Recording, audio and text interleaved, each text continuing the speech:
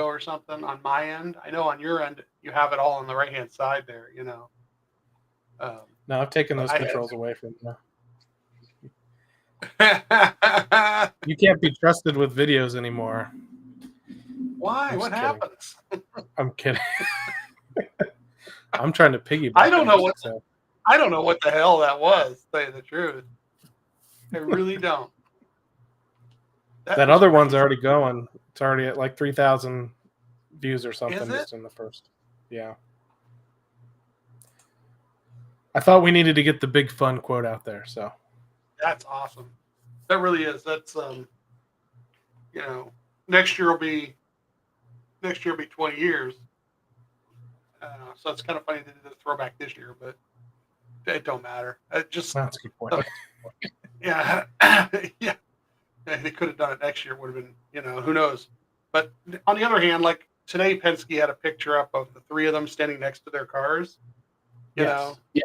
So I asked Jonathan if they were going to get any special merch to wear. He said no. I mean, there is a T-shirt out there besides your custom shirt. Yeah, I told him. I says you can use the. I told him you can use the design. I said you guys can use the design. He just sent me like a smiley emoji. Yeah, there's that. The one. Yeah, and if you look it up, I mean, it's 3 to 5 weeks away too. So it's like, okay, yeah, order one and then wait a month to get it. That's not really striking while the iron's hot. Whereas on the other hand, Austin had that T-shirt and they advertised it today in the Penske shop. So I don't know if people are going to be able to get that this weekend or not. That'd be kind of cool if it does. Oh, this is great.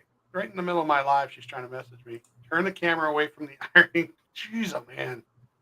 How do I get out of this? What'd you do? Where my camera's lined up. She's like, she can see the thing on the door. I don't have a lot of space here. I need a bigger desk. That's what it is. There we go. How's that? Is that better? She could have come in here and done that. Join the fun. Be part of the action. No one cares about Harrison Burton, Justin. Wow. The new guy in the 21 looks pretty sharp. I'm just saying. That's mean. Hi, Tom. Thanks for joining us. Yes. There we go. I know that name. It looks so familiar. That last name. We do not care about Tyler Reddick, Chelsea. We do not. Sorry. I'm sorry. I mean, he's a nice enough kid. We're two guys who started a podcast about one driver. I just can't believe Justin couldn't get her on board. Yeah, what the heck? It'd been so much cheaper. They could share merchandise. Share all the merchandise. Same parts. Yeah. Not to hunt down as many autographs, be at two places at once, Hey. So for the few people that are in here, we're just here on a Thursday night having fun. We do our normal podcast on Mondays. We stream that live on Facebook and on YouTube and sort of on TikTok. It was more streamlined on TikTok for about a month until we're having some issues with them and our third-party streaming software. So that's why we're kind of doing what we can with our phones on the TikTok side of things. So thanks for anyone that's tuned in from there. But if you are here, if you are in the chat, if you're not Chelsea and you have questions, feel free to ask those questions. If you're Chelsea, just speak those questions out into the air, and somebody will answer them somewhere, I'm sure. So, Jimmy, oh my God, that's great. Finally, a podcast isn't obsessed with Kyle Larson, Elliott, or Ty Gibbs. Oh my gosh, yeah, we are Kyle Larson free zone here. Proud 5-car. Nothing against the guy. Great driver and all that jazz, but he gets plenty of airtime. Yeah. Yet, Ryan's a champion too, and we're just trying to out here boost some things. So, Steve, what do you think about the videos that have gone, or your video that kind of went viral this week? about the throwback. That's so funny.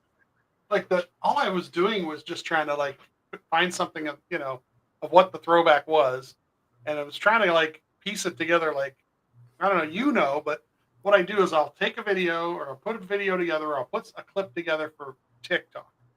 I will then share it to my Instagram stories personally, and then I'll go to Team Blaney's Instagram stories, and I've been doing reels now too, to make sure they get like everywhere. So Instagram, Facebook, stories, reels, Team Blaney, and I just throw them up. And TikTok, you can hashtag certain things. Try to put Darlington Speedway on there, and basically just wanted that final lap. The excitement, the announcers. I even put like a avocado song underneath it, real quietly in the background. Put a dancing avocado up there, and we just have a little fun. And then I don't know what the heck. Like I understand the video on TikTok before from the with Ryan working on the car and Raymond on there, because those people went nuts for that. They see his face, they see what he's doing. That weekend was crazy. That was super. This here was just like I said, just threw something together, and what it's done on Facebook, and it's amazing because Facebook's not so TikTok's algorithm. The way I understand it is, they push it out initially. If it gets a certain number of recognition right away, they push it out more to a bigger audience, and so on and so forth. If it keeps getting likes and people interacting with it, Facebook is more like how many times it gets shared, right? The last time I looked, it'd been shared 350 times, almost 400 times now. That initial video. Yeah. And once you've done that, now you're sharing it to other people's pages. Those people are in turn turning it over, and then other people are getting to view it off of them. And depending on how many followers and friends they have, and how many people pay attention to their reels or their stories, and it went through the roof. What day did I put it out? Tuesday, late afternoon, after work. So yeah, and it's 48 hours later. You want to tell them how many views it has had so far? I think it's Facebook? At 1.5 million. Should be at least closing in on 1.5 million views in just a couple of days. Yeah. I think I know it's getting pushed out to a ton of people, but I feel like it also just shows like how much people appreciate Dave. So yeah. We did go ahead and post a follow-up video from their the Victory Lane interview from Dave that has that classic, if you're a longtime Dave fan, the big fun quote. I'm sure a ton of people don't understand it, but if they watch that video, they'll kind of know what we're talking about. So yeah. What I found interesting, and maybe it's a TikTok versus Facebook, and I thought that kind of thing would be the difference. Like, so Facebook has I want to say older people on it, not necessarily old people, but everybody has a Facebook more or less. But the younger crowd don't interact with it as much. I'm an older person, maybe more people like me. So the Dave content being on there to begin with, found its audience, I think, is part of it too.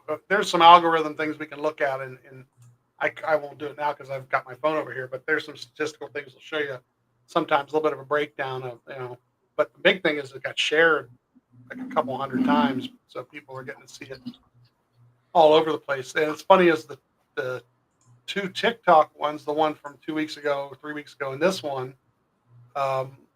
it's similar.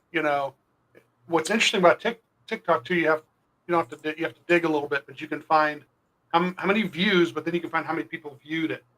Because of course there are people who watch it more than once, 2 or 3 times or whatever. So, just awesome. I'm glad people get to see it. I'm glad there's a younger crowd that have no idea, no clue how good Ryan's dad was, and we'll bring up Larson because I said this the other night. Dave has done more stuff in a sprint car than Larson has, Now Larson will get to that level at some point, or maybe he's starting to already. But he's won the Knoxville Nationals. There's nothing. If he only had his sprint car career, which is like kind of shocking, the amount of wins that he has. Again, we don't want to. Sorry, Jimmy.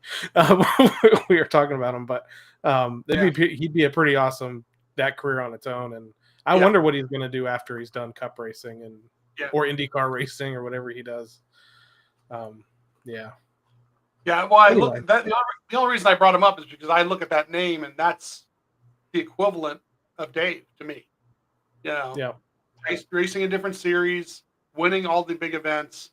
Dave going down to Eldora, winning all the the King's Royal stuff, and beating the World of Outlaws when they come to his track. Just at what he was 58 when he did that. So. How many 58-year-old sprint car drivers are out there beating the World of Outlaws on a good night? So Justin brings up Christopher Bell, who's another one that's gotten back into it again. Yeah. Chase Briscoe's trying to do it, but he's not. He's been away from a long time. So, but Bell did go out and win an outlaw, or I think an outlaw race at Volusia earlier this year, and it's crazy. I mean, that's how you're saying. It shows the talent of those guys to just knock the rust off with a couple of nights and then go out and beat some of the best ones that are out there doing it. Mm-hmm. So on the Ryan side of things, if anyone that's watching has wondered about him, when we interviewed him the first time, where we had the long form interview with Ryan, we brought up the fact that people always think that he raced on dirt all the time because he grew up in that family, and reality is he mostly has hot laps, practice laps that he's tested the car. And I asked him about a green flag sprint, which is like a limited sprint race that I saw him run at when he was young at Sharon Speedway. So super limited on dirt. But between the trucks and the Cup race on dirt, though, he ran pretty well, though. So maybe it's just, as they said, it's in his blood. He just doesn't know. I should have my wife pull up the picture. We were at Sharon Speedway one night when Ryan was supposed to run. And then he told us, I don't know how old he had to have been. I almost want to open up the door and ask her here. It had to have been like, how old is he now? 19, 18. He had to be like 18, 17 or 18 because it was a while ago. And he 31. He's 30. He was 30 or 31, right? So so it had to be back when he was like 18 or 17, maybe 18, because he was supposed to run that night and the car didn't show up or something. I don't know. But we got a picture of him because he was just standing out back behind the grandstands. And we ran into him. And it was a weekday night one too. So it may have been during Speed Weeks. Maybe that's why it was a weekday night also. So that was. I remember back when they would bring on, like, some nights when he was there, they would bring his quarter midget and sit it out back behind the grandstand. And I don't think they ever had his legend car or anything up there. I think it was mostly the quarter midget. That was kind of cool. Oh, and the Bandolero. I think he had a Bandolero as well. So anybody that's watching now on any of the channels, TikTok or whatever, we talked about it briefly on the podcast.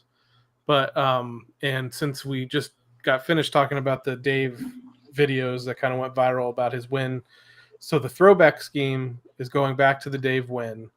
And Steve has his custom Haas Avocados shirt on. What do you think about? I'm bringing this up again, Steve, since this isn't. I guess it'll be recorded, but maybe not as people will watch this one. What do you think about the color?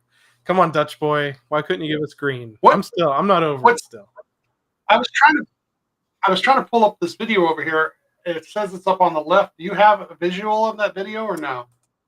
I don't know why it won't let me put it on the screen. There you go. There it is. There we go. Watch this. Oh, that's why. Okay. So everybody look at this. Hit play again. Hit play again on it, bad boy. Because it's actual video. I don't know that. I think you would have to do that. Wherever you got it coming from, I don't know how that works. Oh, I hit play. It showed up once. Yeah. Come on. Come back. All right. Well. All right. We'll get it out of there. People saw it for a second, I guess.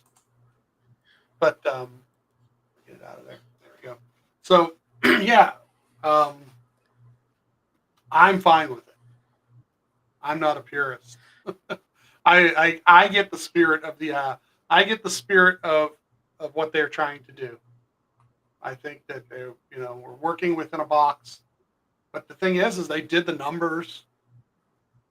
Looks like almost the same font on the numbers, and I don't know how often does Penske let him get away with that, and not every year has he had a throwback paint scheme at Penske. So the attempt to do something, and the fact he's able to do something with his dad on it again is just super to me, because how many of the guys have that? Chase Elliott would have that, but how many other guys would actually have that? So you were typing that on Facebook, which I think she's on YouTube by the look of it. Oh yeah. Yeah. So CJ, I see CJ in there asking if we're a podcast. Yeah. Once a week we do a podcast recapping Ryan's race. Throughout the year we also do interviews with crew members and a variety of things. More recently we've just been trying to do some of these lives. So this one I updated the thing on our, if you're watching on Facebook or YouTube, it says like a weeknight live chat. We're just in here chatting. So hopefully people don't think this is what the normal podcast is. We're slightly more professional there than we are. Maybe here. Well, that's part of why we want to do this, though, is we want to be able to actually interact. Terry popped in there. Hey, Terry, that way we can pop in. And if you guys want to have a question or something like that, we're going to be able to answer it. Monday nights is all kind of like what we do every Monday night for the podcast. So we really won't actually be able to interact per se, to anybody's questions on a Monday night. Although we kind of see it, because it's up on the screens. But for the most part, we're going to want to, we have not a script, but we have a set things that we do for the podcast. So we should have a question and answer session at some point. I don't know. CJ mentions that he's a Denny Hamlin fan, and I have to say, for the longest time, I didn't like Denny, but his podcast has definitely swayed me, definitely to liking him as a person off track. I will say in his podcast, and he's, I think, even copped to this, being slightly hypocritical with his takes on certain things about driver etiquette and crashes and things like that, to where it's like, well, you've done a lot of those things. So I think he takes it as a do as I say, not as I do kind of a thing. But his transparency on being an owner and kind of giving us that side of the business, understanding things like that, talking, really, forthcoming about Bubba and Reddick and, their struggles or their successes. And I like his honesty, and he's been so honest that he has been cited for actions detrimental. Well, that's what I was going to say is the best thing about his podcast is it's a Dirty Mo Media podcast. I mean, if that was a NASCAR podcast, he'd have to watch his P's and Q's, right? But as a Dirty Mo Media podcast, he's able to say a little more, and it's amazing to me they haven't gotten, well, maybe they do it on purpose, but more into what's going on with 2311 and NASCAR itself, because he definitely could play that out into like a kangaroo court instead of the regular court. You know what I mean? He's been honest about it, but he hasn't been trying to like take him down or anything with stuff. Which, I mean, when you're in the middle of litigation, you kind of have to. Yeah. Did you see the it's not litigation, but the trademark dispute that's happening right now with so Dale Jr. is applying to get the trademark of that new stylized, of the DEI stylized 8, because it went back out into the public because Teresa let her stuff expire, so they could start using it, but they've applied for the application to get that 8 style again. Right. And apparently, I don't know the full story, but they're applying for that, but they're also applying for, I think, the style that JRM used as well. And for some reason, Lamar Jackson has filed a complaint, like, to try to stop them from getting the JRM styled 8, which is really confusing. So Lamar Jackson's quarterback for the Baltimore Ravens wears the number 8. That 8 looks nothing like Baltimore's 8 font. And I looked up, so a lot of those guys have personal logos, and his personal logo is like an L and a J together, and it kind of forms an 8. Looks nothing like the JRM 8. So it's kind of confusing to me as to what his beef with it is, unless like the application is too vague and it almost makes it just sound like the number 8 in general. But that could be a wording thing. So, but that just came out on social a little bit ago, so that was kind of funny. Also saw Junior has another. He's running a late model at Cordell, which I pass all the time on our way to Charlotte, and I think it's either it's Charlotte and Darlington, or it's I pass on the way to Atlanta. One of the two in Georgia. He's running a late model up there, and I'm starting to think that he might just he might be running these late model races just to sell diecast now, because every time he runs a new one, they could release a new diecast, and I don't know how lucrative that is anymore. I know since the days of his dad and even Dave, who like kept his own name and likeness rights and everything. I know a lot of the drivers, if they don't have their own personal merch, like Ryan has through Flag and Anthem and Ryan Blaney Family Foundation, they tend to not make that much money off of merchandise sales. So, but maybe he's a special deal. Well, Junior will, deal, though.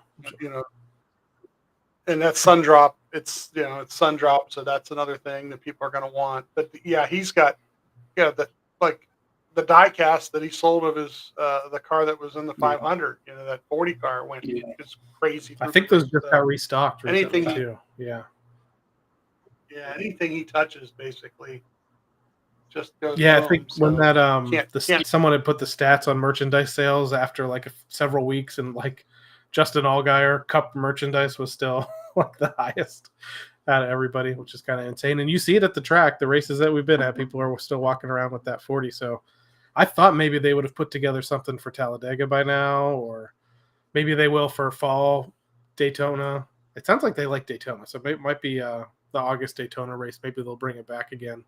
They won't have to worry about qualifying for that race, I don't think. But yeah, it should be all right. Yeah, that's the other thing. Like, anytime they want to put it together with the sponsor, they shouldn't have a problem anywhere, basically, from here on out. They're getting 36 to 38 each week, and they're allowed to go to 40. So, I see. Oh, hey, there's Zach. So if anyone in the chats has any questions or topics we want to talk about, on Monday we went over Ryan's stats at Darlington, which are interesting to say the least. Though they don't necessarily tell the whole story, because I think from 2020, really 2022 is really when they kind of turned the corner, which would have been first year of the next gen car. He finished 17th and then 13th in the Southern 500, and then he had two straight top 10s, 9th and 9th in 2023, his championship year. And then 2024, 36th and 37th, both due to incidents with Chelsea's former favorite driver, the 19. I believe wrecked out of the top 5. The Southern 500 was like I'm so glad. We used to go to that race pretty much every single year. We didn't go to Darlington at all last year, but he crashed out 2 laps into the dang thing because of MTJ. So that has skewed his, and honestly, really hasn't skewed his overall results at Darlington. But 16 starts, average finish of 19.6, 2 DNFs, which are actually just those last 2 races. Just 3 top 10s. So those 2 top 10s in 23. And he has a lone top 10 in 2021 in the old car. No top 5s. So the last 3 years, what were the starting positions like? That is a good point. So last 3, 4th, 17th, and 7th. But prior to that, lots of pretty decent starts. So 7th, 5th, 7th. He has a pole, but I think that's a COVID era pole, maybe. Or rain delay, rain something pole, but average start is 10.2. He tends to qualify well, but I don't know how they'll be. Like I said, qualifying even the last couple of years is weird with this team. So, Atlanta, they brought the speed and got the pole, but then any of these other races, you've seen the 2 and the 22 and even the 21 now that has a someone behind the wheel that can get the job done. Sorry, Justin. Qualifying up front for these races, and then Ryan will be in the 15th to 20th, which is kind of weird. So, ooh, some comments in our TikTok live were filtered to protect the community's experience. I wonder if somebody made a slanderous MTJ comment. Yeah, I don't know. Oops. I don't know. I have to kind of go back, but I don't really have it up there. So that's fun. Oh. But yeah, so do the stats bother you? Like I said, I think in the next gen era, he's kind of turning things around. Zach says he is going to the race this weekend, which is great. I saw Bob said there's a little bit of threat of rain, but it's in the evening, so hopefully after the race is already out. But the spring race there is fun. I mean, a throwback weekend now. What do you think about like I was saying, his stats? Next gen era, he's got speed there, but sort of like the story of this year so far, they've had speed everywhere except for maybe Coda. They're okay, and just haven't really been able to show anything for it for the most part. Couple decent finishes, but I was when I was with the live with the race and Jason today. I said this. I says just want a clean weekend, a weekend where the practice goes well, the qualifying goes really well, and they just race, and nobody gets in the way. Nobody does something stupid. They show off the speed that they have, and then let the chips fall where they may the last part of the race, not have any goofy, stupid, dumb, we've had 2 or 3 out of our control things happen this year already.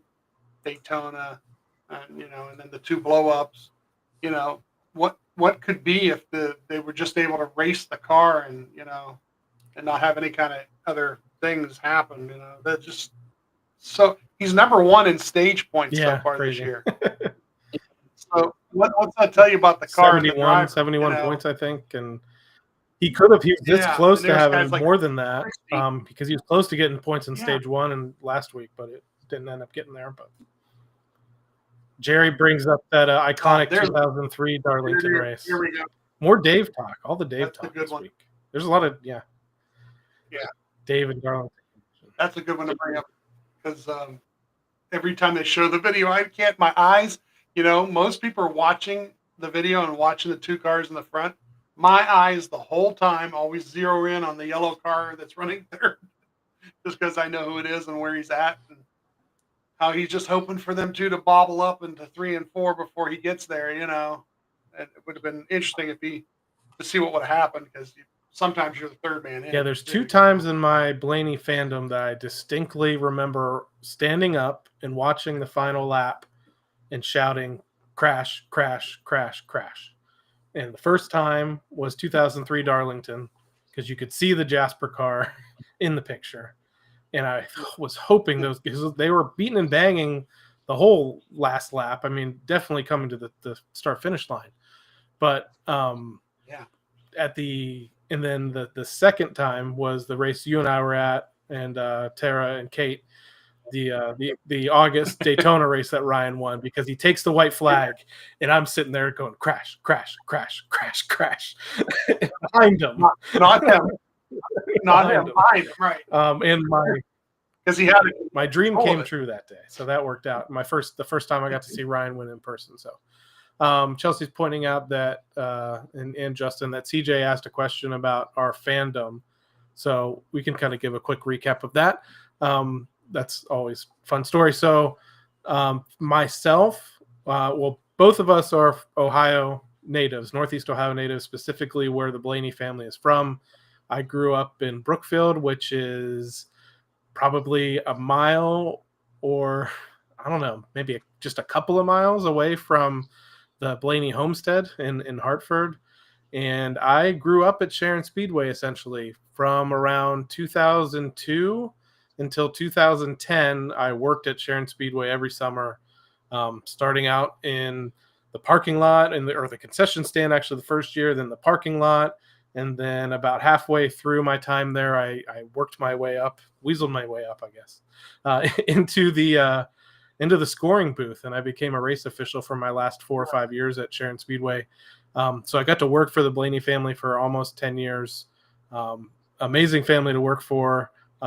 Because of so that's kind of my connection to the family. The real reason I became a fan initially was because of Mike Ackelson, who's a sports TV sports anchor for WFMJ in Youngstown, Ohio, was doing these NASCAR updates every week. But leading into the 2001 Daytona 500 specifically, I think they would even send a crew down there.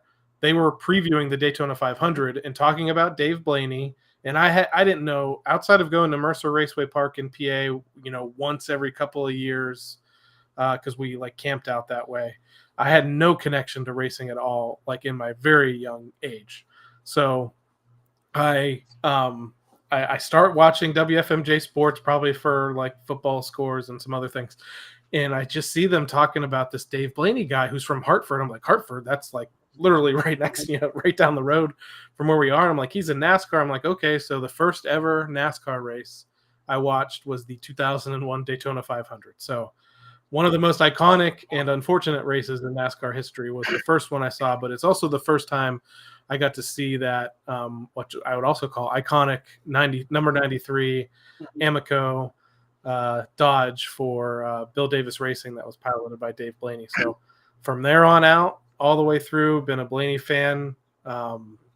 So from Dave to Dale, while I worked at Sharon, I got to work alongside his grandpa Lou when I was working on maintenance stuff during the week. He's an icon. Got to see Lou, I think, at least win one modified race before he retired, and just been a fan ever since, and then was just waiting. So like I mentioned a little bit earlier in this chat, we got to see some of Ryan's cars at Sharon, his Bandoleros and quarter midgets, and I was just hoping he would make it to the NASCAR ranks, and he did. And just jumped on that bandwagon, and we've been riding it ever since, and started the social media in 2014 and the podcast 5 years ago.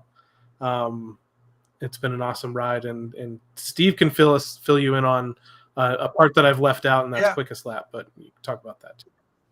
Yeah, that's part of like us, but yeah, I'm glad you brought up it was the Arby's NASCAR report. Yeah, it was sponsored. That's right.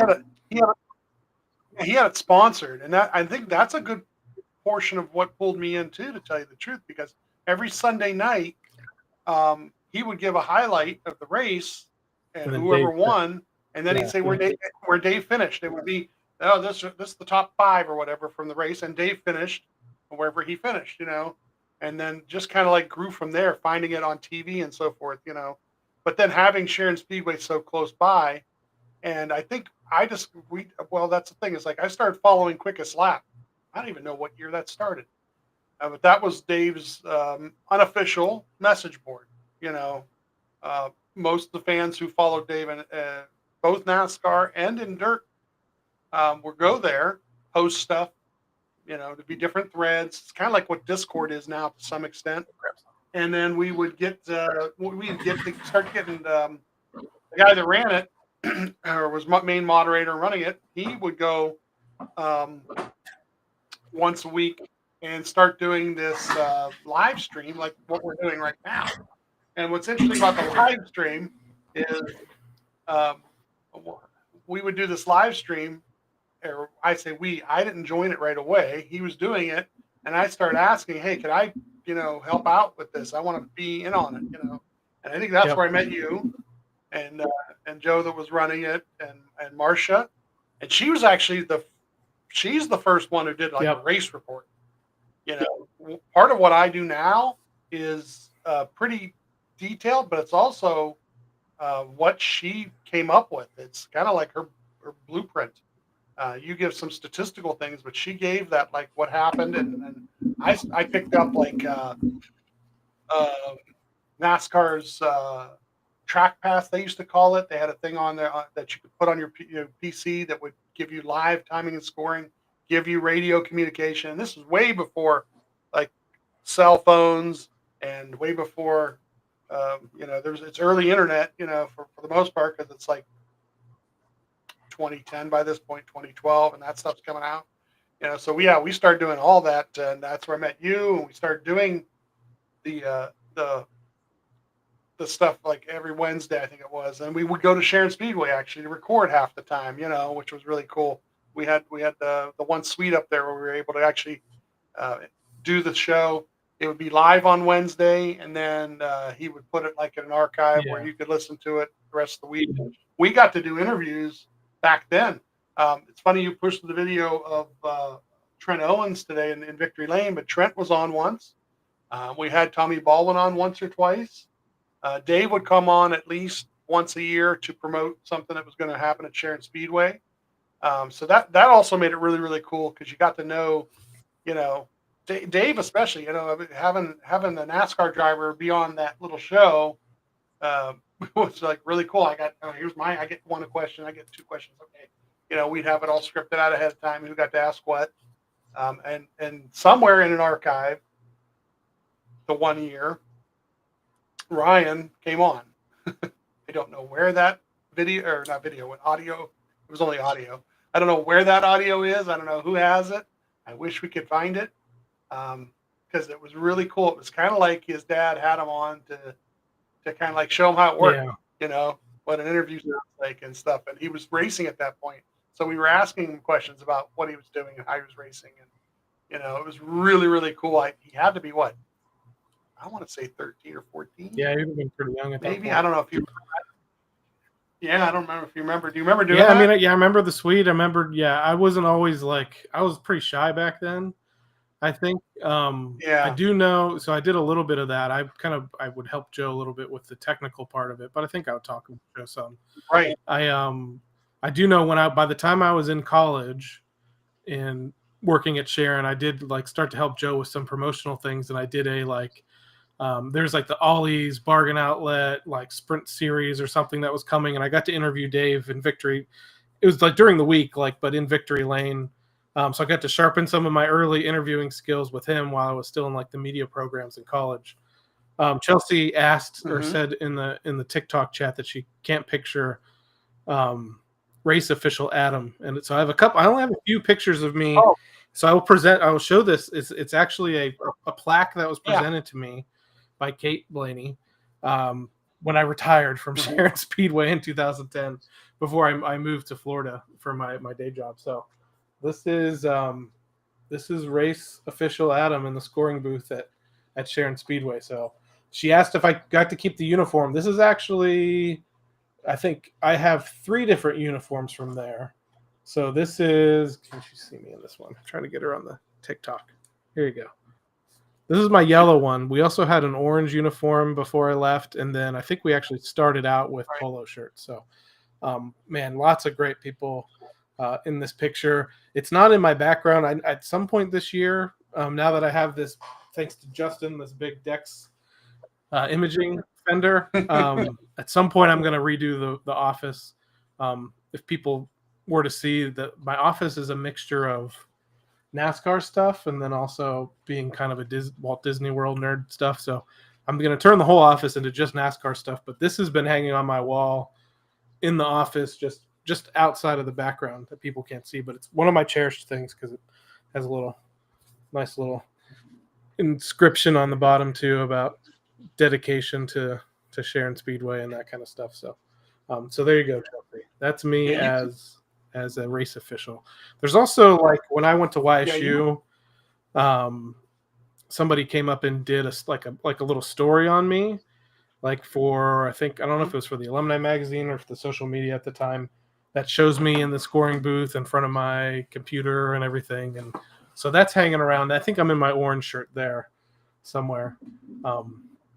Too. You set up the system of transponders and so forth. They didn't have them. They did. They had them. So Joe, I think Joe with the people from the company helped kind of lead that, bury the line in the ground and set the computer system up. And I think Joe and somebody else ran it for a year or so before I started and hopped in and got to do it. I think Joe did it, and then I think also no, I think that was the person that took over after me. It was a woman. So.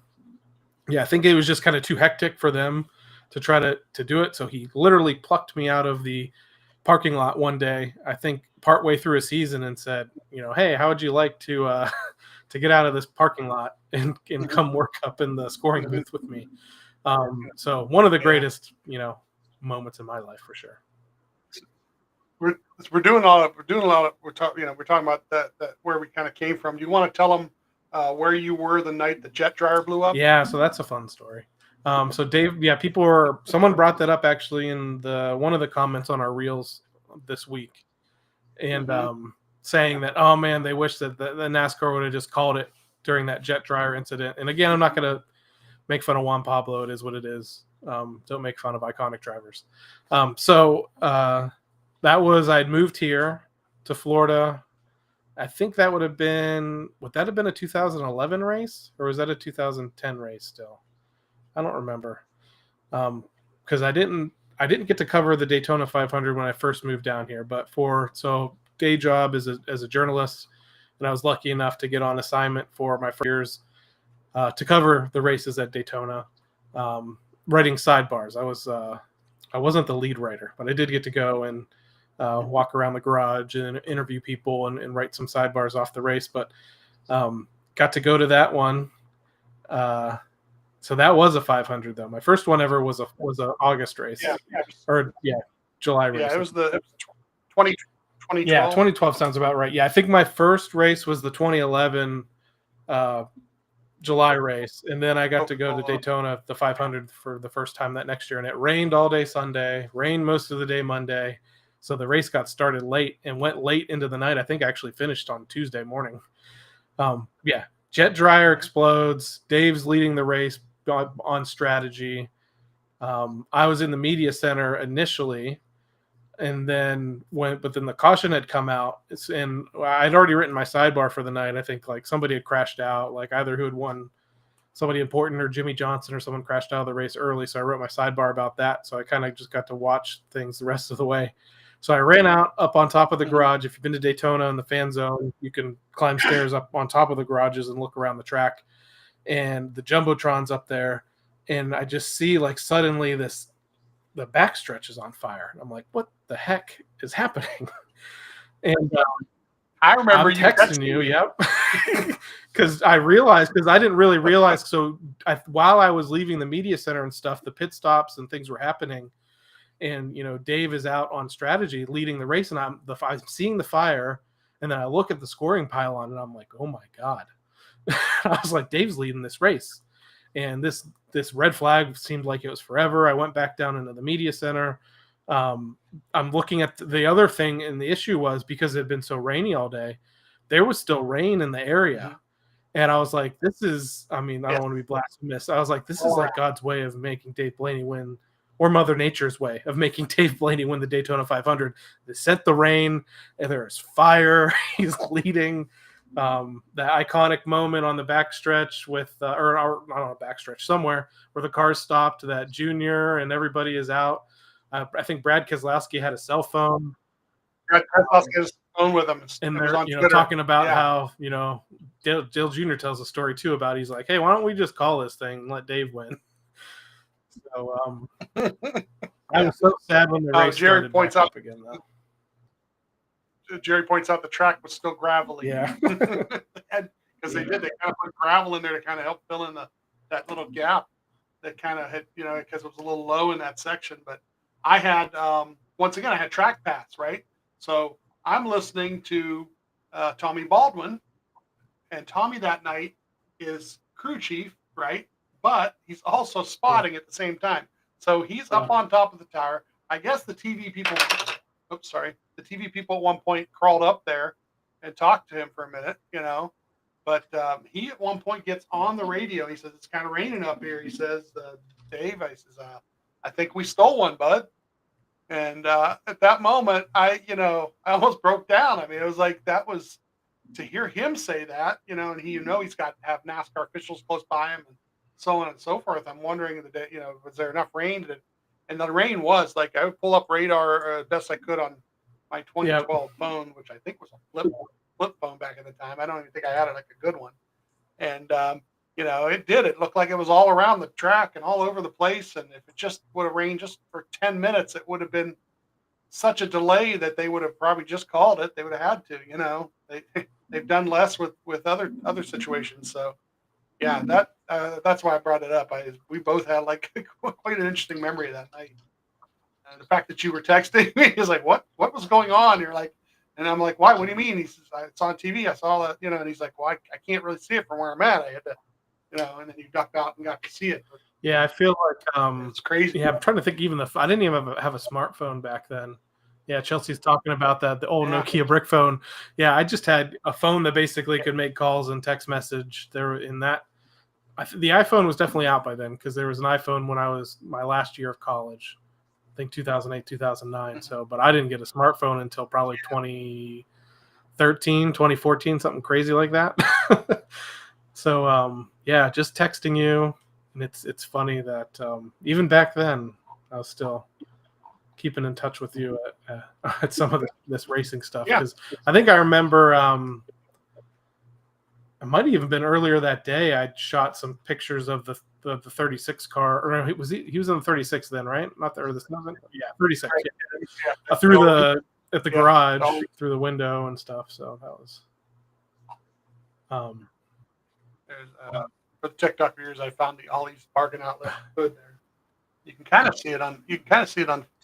There we go. It's behind the microphone. There it is. There's our Ollie's bargain outlet hood. Mine's in good shape.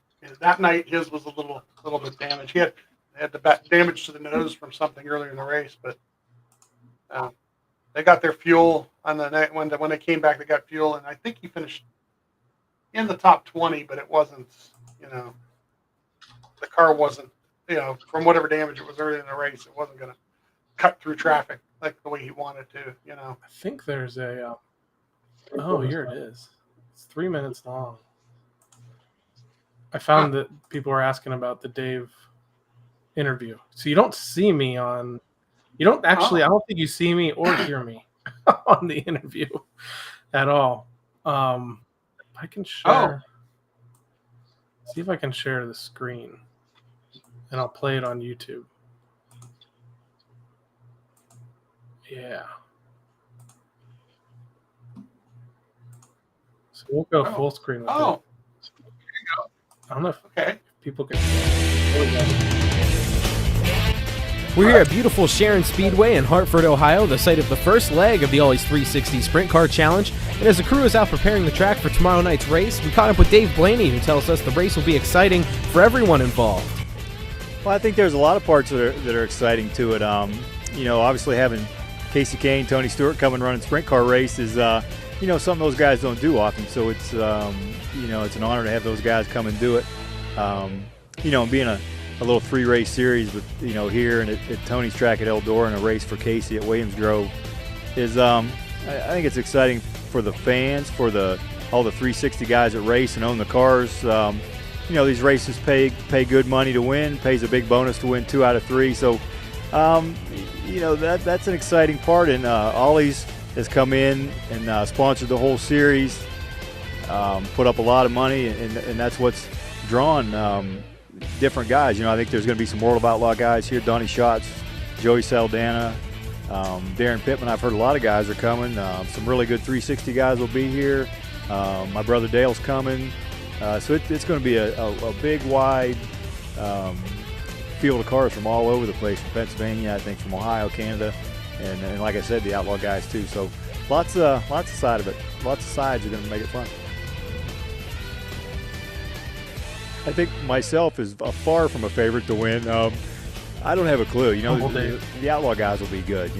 Donnie Schatz, Saldana, if those guys show up, they race so much, and they'll have good stuff, and they'll be tough to beat. But this format, you never know. You could get stuck starting in the back of the main and have a hard time getting to the front. So it's going to be wide open. A ton of 360 guys from Ohio are really fast.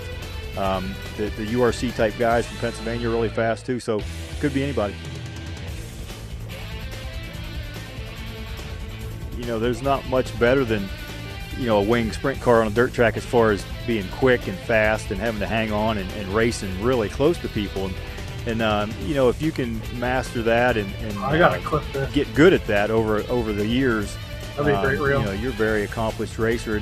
And it's the same with the stock car and running at Daytona. It takes experience and it takes practice to know what you can get away with, or how to run the cars, and how to run with other people, and the same thing. And yeah, I mean, you come around down the front straightaway at Daytona with all those people, and just actually just going through the tunnel at Daytona and knowing you get a chance to race there is pretty exciting. So head out for the Ollie's 360 Sprint Car Challenge at Sharon Speedway tomorrow, June 17th, and find out who will end up here in the winner's circle. For ticket information, call 330-772-1186 or log on to SharonSpeedway.com. Buckle up and hang on as the stars shine bright at Sharon Speedway for the Ollie's 360 Sprint Car Challenge.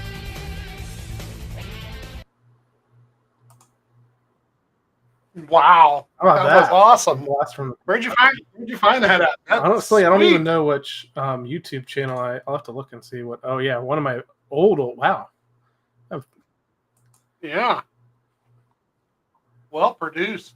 Oh, I have my Turn Left video on. You remember that song? The Turn Left song? I do remember the turn. I have a song, video yeah. from that on here too. Okay, I tried to find Yeah, I had to go to YouTube and I had to search. I searched Dave Blaney Ollies on YouTube. So, Justin, that's my. I did initially. So in college, was doing a radio career. So I actually did do lots of commercials, radio commercials when I was in college. Not in college. I was actually working for Clear Channel Communications, which is now iHeartMedia. So my night, I worked overnights at the radio station, but half of my overnight shift was recording ad spots for national companies, but they always wanted like a local voice to do their spots. So it was like Staples and Office Max and like lots of like retail stuff. So I did a lot of voiceover work back then, and that was definitely voiceover Adam for sure doing that promo, because that was supposed to be like a promo piece. I think they shared it on whatever social media was available at the time. It probably was just Facebook and Twitter, but yeah, if you search I have my old there's some interesting things on. I don't want to share this specific YouTube channel because it is my YouTube channel I had from college, so there's some weird stuff in here. Fun stuff. There's some fun stuff there. Don't call it weird. It's fun. You guys were having a good time. Yeah, there's some school projects on here. I do have I screen recorded it was a web, so back then it was like a banner ad, I think on NASCAR.com or something, of Dave. So, and it's funny because it's for the Busch Series. He's in his UPAC moving shirt. Maybe I'll just screen share this again. Okay. That's a fun one.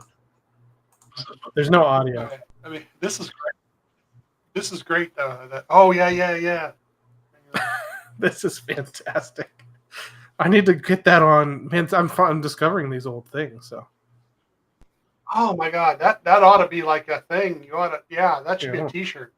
I want to play that again. But yeah, that was kind of cool. Don't worry. After I beat donate. you, I'll donate my rings to your self-esteem fund. It's got an autograph. That's so awesome. 6. I mean, it doesn't seem like that's something he would actually say. No, I think they wrote that for him. It's a campaign thing for sure. Yeah, there's some great things. This is good. That little dude. We're gonna have to play with what you just did there. That's pretty good. That it lets you do. Yeah, I'll that. have to. That'll make it. If we do something with, we can do something with the. I'll do. Here and there with the race stuff once in a while, even. Wow. So I'll share one more. So I'll share the Turn Left video. So back at this time, I was big into. It was called Dirt Track Racing 2, which was a PC game, which was like the iRacing of that time for dirt cars. And I was really into that. And you're going to see the graphics on this are terrible. So I'll share this one. And the song here is called Turn Left, and it was made by somebody that was actually a member of the Quickest Lap Forum, which is kind of cool. Yeah. And they wrote this song. It's not a Dave song or a Blaney related song. It's just a dirt track racing song. So I'll share this. I'll play this. This will be my last thing from that old YouTube channel that I had.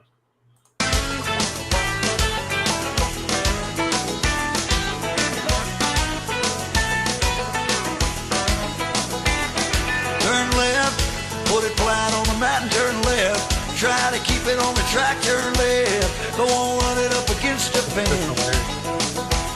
I've got a smile when I hear the sound of a big block pedal going down. Feel it in your chest. Shout out, turn left. He was born with the taste of a dirt track on his tongue. And everybody ever knew him said, that boy, he's the one. Once you got it in your blood, it ain't something that you like to give up. If you want to be the best, go fast and turn left. Turn left, put it flat on the mat and turn left. Try to keep it on the track, turn left. Go on, run it up against the fence. I've got a smile when I hear the sound of a big block pedal going down. Feel it in your chest. Shout out, turn left. Sweet. That's so sweet.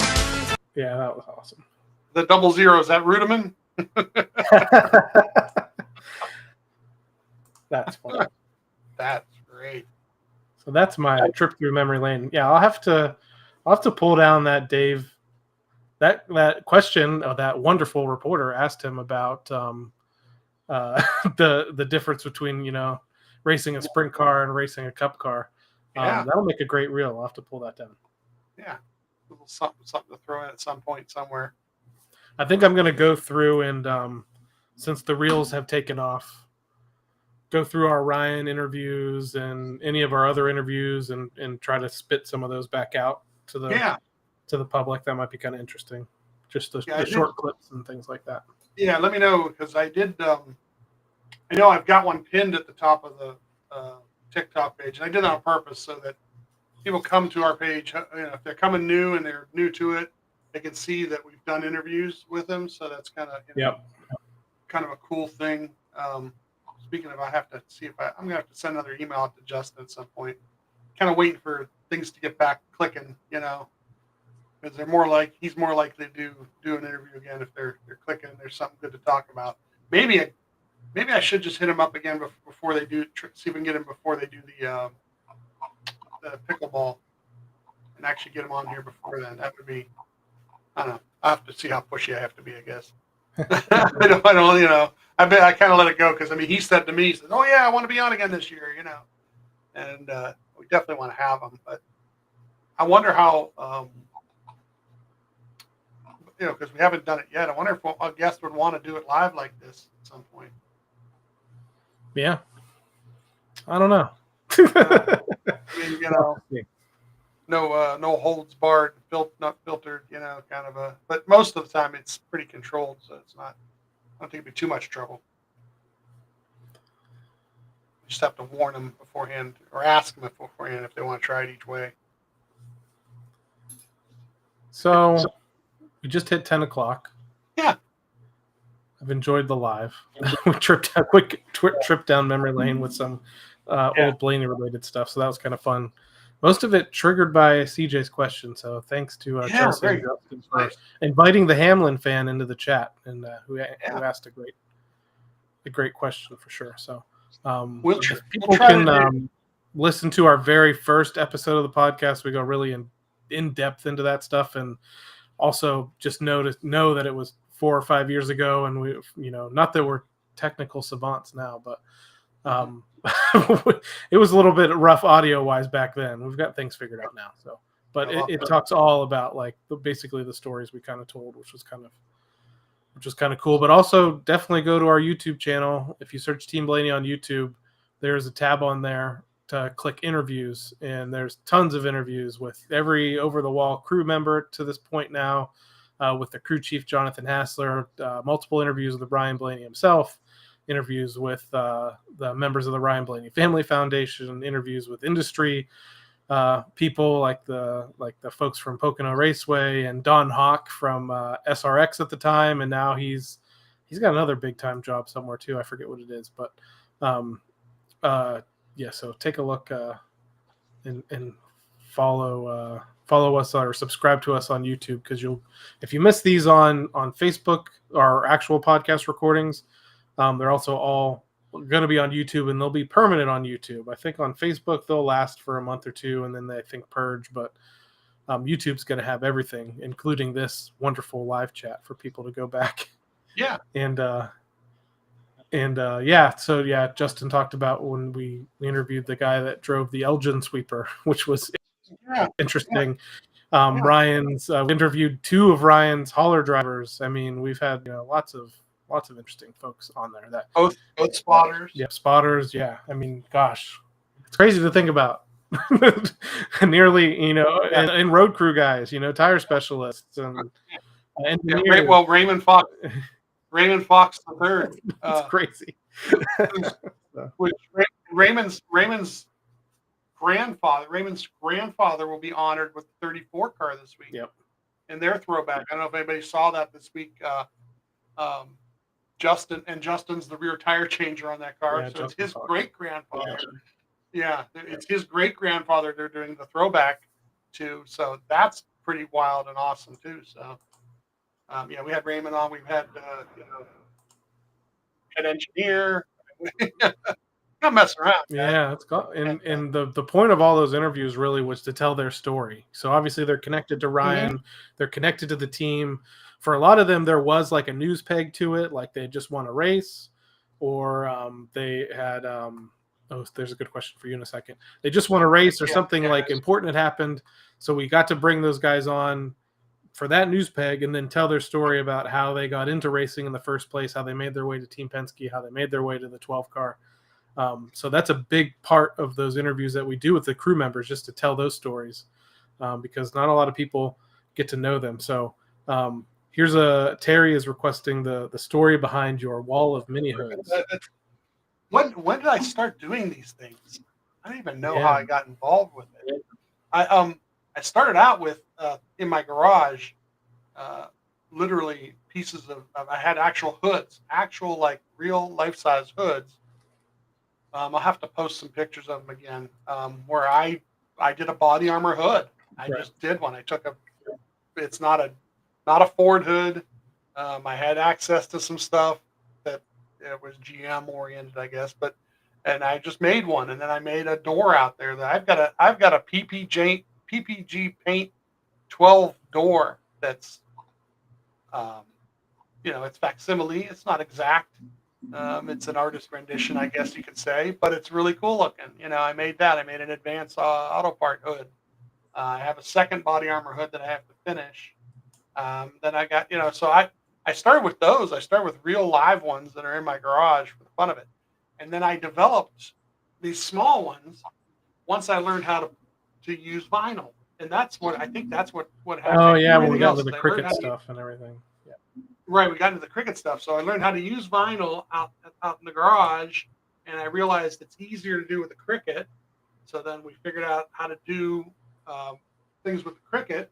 And the next thing you know, I start figuring out, like, design-wise, and you can see, like, I don't want to move the cameras too much, but you can see, like, all the different ones that I've done, and it kind of keeps me out of trouble, too. But over the years, I just started, like, picking out different things. And, like, if you go over to the one end there, you can see the Golden Corral one right over there at that end.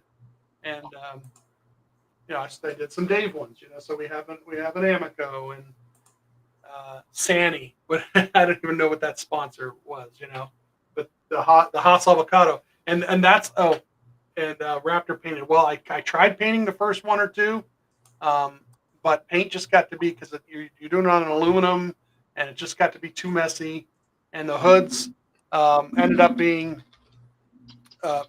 wrapping them in vinyl was a lot easier. They're not exact. They're not perfect. I mean, if you walked up to me, you could see the imperfections and the flaws. They're more for the aesthetic and the look, and they do look really cool all together on the wall. But so I was thinking about the Haas Avocado one in the corner there, and I want to tell this story too. I think I told it. Did I tell it on the podcast? Yeah, I think so. I did tell it on the podcast. I'll do it again real quick here. So, a couple years ago, we were invited to the Ryan Blaney Family Foundation Top Golf event. And I made, as you can see, this purple one up there on the top row. I'll have to swing this camera up for it. Okay, it says Ryan Blaney Family Foundation on it. I made those up to present to everybody because we got invited to the event, and it was a donated type thing and so forth. So gave them out to his family and everything. And when Ryan comes to the booth, I present him his, but then I show him a picture of this wall, right? And from left to right, I had probably not as many as you see now, but I had at least 4 rows, I think. I was 1, 2, 3, 4 rows down and across. And I'm showing him on a cell phone. I've got the phone turned sideways, and he looks at it and he goes, first thing he sees, and I don't know, were you standing close to me when he said that or no? I mean, I'm not No, lying, you're right? there. I mean, Yeah. it was like the first. I was right there. Yeah. I mean, it's like first thing he picked out is that one right there. He goes, "Is that the Haas avocado?" And I'm like, "Why, yes, it is." He picked that out of there it is over there. He picked that out of nowhere, out of a screenshot, standing there with a group of us, and we're about to take pictures and stuff. I mean, it was just unbelievable. And that's another thing that makes this week so cool to me, is because I think, sure, it means a lot to his dad and to race his dad one, but I think it meant a lot to Ryan too. That's a core memory for him that, and like I said, he picks that out of a picture of all these hoods that he's driven over the years and his dad. He could have seen anything up there, but he saw that. That really was kind of cool. So yeah, they're definitely wrapped. And then I've learned how to use Cricut really, really well to cut things and transfer them on, and pretty close in colors. And sometimes I kind of bastardize the design a little bit just because I'm not total great graphic artist, but actually sometimes you actually end up helping me with some of these couple different things here and there, really. But some of the like body armor bottles and stuff like that are on there, those you can print a sticker basically. You don't even have to, but the vinyl lettering and stuff like that is all done with a Cricut. So not hard to do, but just a little time consuming, but it also keeps me out of trouble. There have been some Saturdays and Sundays waiting for a race where I just start, thinking about doing something. And I'm like, we need something new, and what should I do next? And and I kind of okay, I haven't done this yet, or this would look really cool in there. I still have space to go 3, probably another row across, so 7, another 11 or 12 probably pretty easily before we would start going for other walls. I don't know if I'll be allowed to do other walls. You gotta get permission for that. Is my wife is she on the live still? I see all of her son type in nope. Although she likes it, she enjoys it. So Chelsea asked, the next race for us is Bristol. We're set to go to Bristol next week. So and hopefully we'll be able to do a live at Bristol. I was going to say on depending on the so on and so forth with everything, internet and so forth. But I know that we like Sundays now. We like to try and do this little pre-race thing too. It might only be like 15, 20 minutes, a half an hour. Kind of depends on, if Adam's available or not. If I'm up, and I'll go over like Saturday stuff. I'll go over practice and qualifying real quick. Talk about Sunday's race and my thoughts on it. And we'll try to do it like an hour, like if the race is at 3, I'll try to do it at like 2, so on weeks that we're in town, we'll try to do that too. Cause that's kind of cool. I think it's our official pre-race show, kind of like the NFL has their own pre-game It'll shows. depend on their Wi-Fi, I'm sure. Speedway Motorsports Wi-Fi. There you go. Oh yeah. Justin just brought that up. Yeah. Next week it'll all depend on where I'm standing at that point of the day, and if we have time to do it, because we don't want to, kind of like still go to races and still experience the race, enjoy the trip and so forth. But I know that's another thing. Somebody asked me a question about when we going to Michigan. I'm like, well, yeah. I says, tell you the truth, if you want to find me at any of these races, go to the Tweet Up. The Tweet Up, yeah. Yeah, 9 times out of 10, I try to be at the Tweet Up.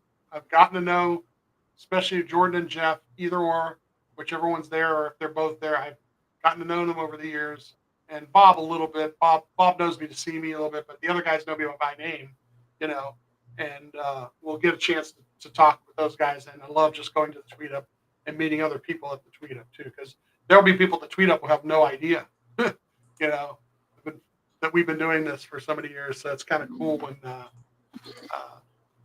we get to talk to other people and find out more about their story too.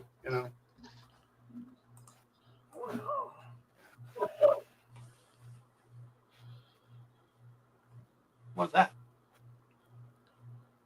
Any other Casey Mears? Oh. I've listened to most of the Casey Mears Dale Jr. download. It's been interesting to hear. Yeah. Some of that stuff. So I thought he's just trying to get the 500 start. So yeah. So however he gets sponsorship to do it. Does not seem to mind that he's going to get lapped 100 times. So, but he told some great stories. He talked about the Richmond thing with Marcus Ambrose. Getting punched.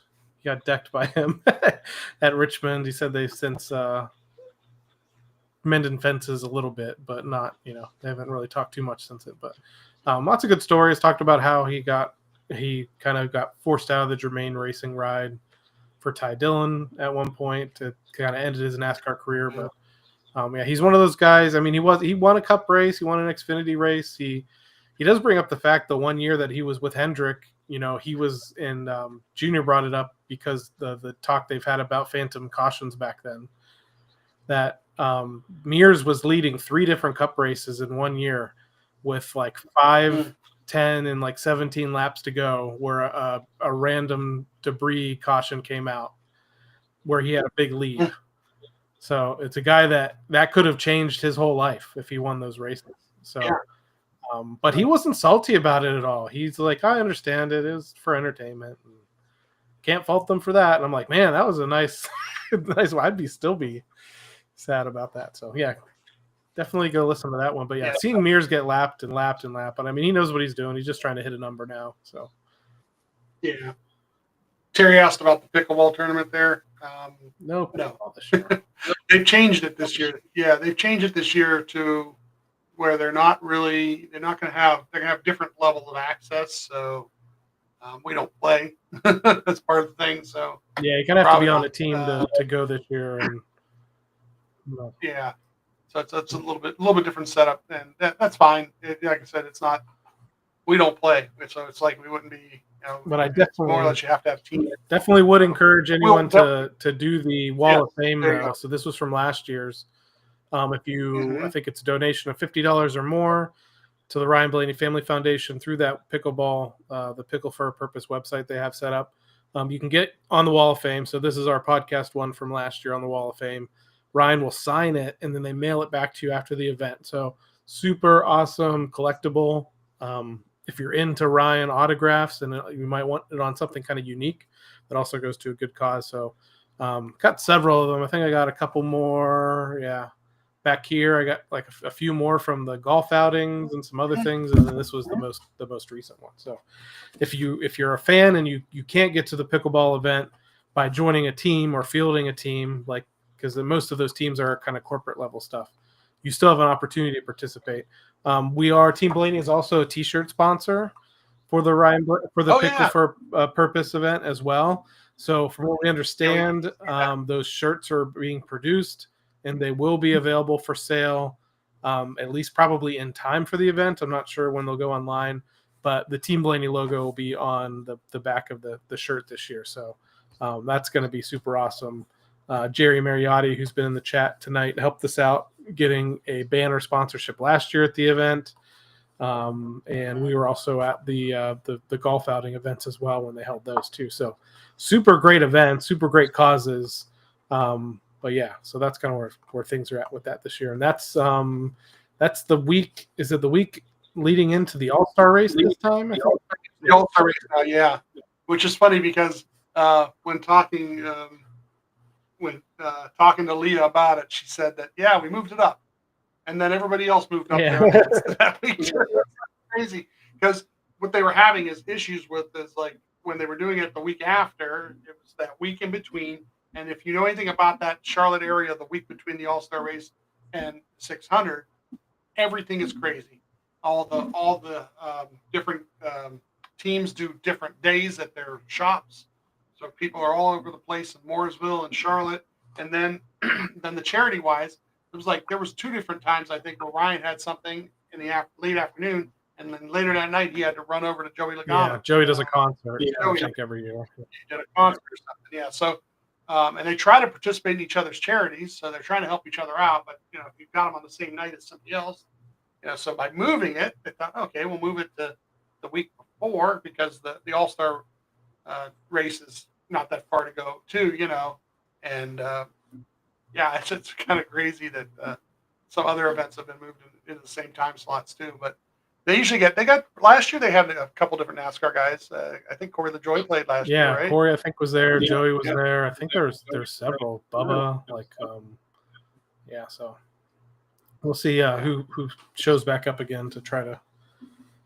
I don't remember who won, whether any Cup guys were on the winning teams or not, but we'll have to see. Yeah. Chelsea brings up Justin brings up LaJoy, Joey, John Hunter, Bubba. Yep. So probably see some of those faces there. Jerry brought up the T-shirts. I don't know when they're going to put those online, but allegedly they're going to be for sale online too. So you don't necessarily have to be there to buy the shirt. And the fun part about the Ryan Blaney Family Foundation, their merchandise is really, really good stuff, high quality shirts. Anytime they do an event shirt, we got a couple of those purple shirts from the Indianapolis thing, Indianapolis ticket thing they did there for a couple of years. Don't quote me on it, but I think Flag and Anthem might be involved in producing the shirt this year. So okay, that's even better. Which I have a Flag and Anthem Lou Blaney shirt on right now. So there you go. There you go. Yeah. So, good deal. All right, I think we should wrap things up. It's been an hour and 17 minutes. I know our probably a little bit longer on TikTok while we worked out our issues with trying to figure out exactly how that works. I don't know. I can try and change my account to a creator account and see what happens, or make a creator. But I'd hate to do that and lose, because I do have the live access now. So I'll have to check that out. Okay. So maybe if I can switch my account up to be a creator account, maybe we could solve some of this issue that we have while Restream is having issues connecting to TikTok for a lot of creators out there. So it'd be great to get that again. We'll see. Yeah, well, yeah, I'm going to say, but you could do a live. So maybe if you did a live and then I joined it as a creator, other way around. Well, yeah, but it wouldn't be on Team. It wouldn't be on Team. Well, yeah, no, it wouldn't be on Team Blaney. Then it'd be on yours. No. So yeah, that wouldn't work either. All right, we'll figure it out. What worked was when Restream streamed it to TikTok, but they've perfect. They've messed that up somehow. So. Yeah, if anybody knows how to fix that, they don't even know. So I think we're 10 things deep into Reddit trying to figure it out, and 60 emails later, they still think we're trying to fix just. They're going to get it fixed as soon as TikTok goes dark again, like you said. Probably, and then we'll all be on a new one, that Sky, whatever, that's part of Blue Sky. Yeah, we'll all be on there. So thanks everyone: Justin, Chelsea, Terry, Jerry, Tom, Zach. Lots of people joined us tonight, asked some great questions. We had some fun, took a trip down memory lane, talked about fandom. We did some. We don't have scheduled versions of these chats. I know my job's a little weird that sometimes it goes later into the night. Just depends on news cycle stuff. So we do hop on sometimes before races when we can. Steve talked about that a little bit earlier to do these lives, and then Monday nights around 8:30 p.m. Eastern time, we do the live recording of our podcast. It's not an interactive show, but we do throw it up here on our social channels live. So anybody that wants to watch a video version live of it, they can. and they can also come watch see all the sausage later. fest. Yeah, and then they can watch it a little bit later on too. Recorded for a little while on Facebook. It stays up there, and it so far until maybe YouTube changes its rules someday, up on YouTube forever for everyone to always see. So we'll catch you next time. But yeah, thanks for joining us on this live stream for Team Blaney Weeknight live chat here on YouTube,